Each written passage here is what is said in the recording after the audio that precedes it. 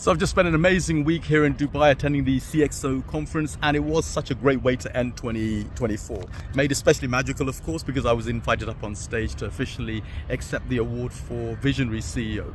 However, one of the key things that actually stood out for me was the immense focus given to the impact of AI at the C-suite level.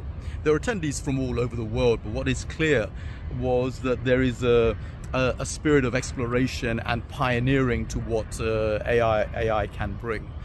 These are certainly really exciting times we live in. But the thing that is palpable here in the Middle East and the Emirates is that they're all really up for the early adoption of AI. They're talking about the potential opportunities across all sectors, from hospitality to travel to city planning. And for me personally, this was a poignant way to end 2024 and enter 2025, just to be able to reflect on where we are. Because we ourselves as a company, Holistica, we've undergone such a transformation in the second half of 2024. We brought in AI not just to streamline our processes, but really we are surprised at how much we enjoy working with it so much for creativity, for ideation. And that was actually a big surprise for me. How it's enhanced our scope as a training company so that Holistica can train other recruiters across more markets than we've normally been used to, and in much more novel ways as well.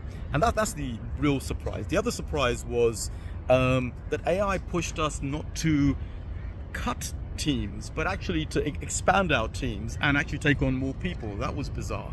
The key problem now is that my poor team have to keep up with my crazy ideas because they seem to be coming out more often now with the help of AI.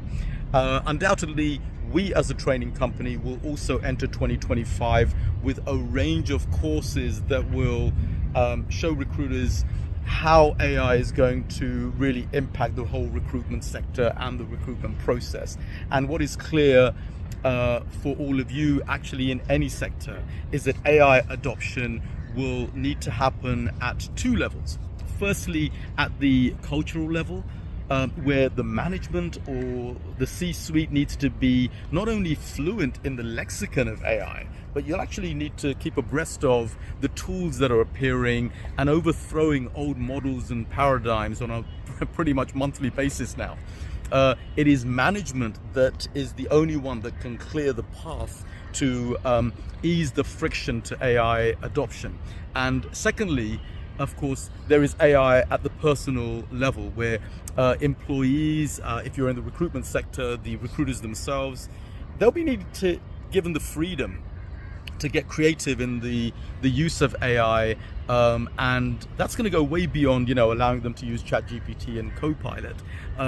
One of the greatest impacts of AI, as I said, we are seeing is that it allows you to just create more. But of course, the downside or the other side of that is the mass production of content and the subsequent loss of human nuance and authenticity in that content.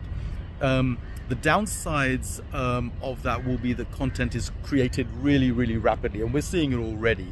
Huge amounts of content in huge volumes, but lacking the emotional resonance that the human can bring. And that's where the human effect will need to be introduced into pretty much any service. And that's where we will, of course, be seen as a premium service. Whichever sector you're in, it's where you slot your human element in.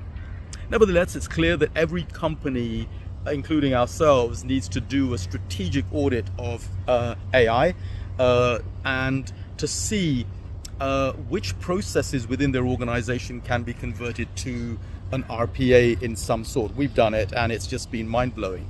But then you, of course, begin to understand where the human aspect can be emphasized. We're doing it at Holistica, but importantly, as I mentioned, it's allowed us to not shrink, but grow the numbers further so that we can execute any new ideas and opportunities that we have that AI affords us. So next year, definitely our training academy will show recruiters to really appreciate the new era we're in, how artificial intelligence can be implemented into their roles, and how it will allow them to focus on what humans are great at. That means being the expert talent advisors and less the process jockeys that we've been for the last 20 years. So truly exciting times ahead. I can't wait to see how it all unfolds, and I can't wait to see you all on our recruitment training academy in 2025, and also on, of course, our live events. But for now, from here in Dubai, I'm going to sign off, and until next time, peace, love and happiness to you all. Take care.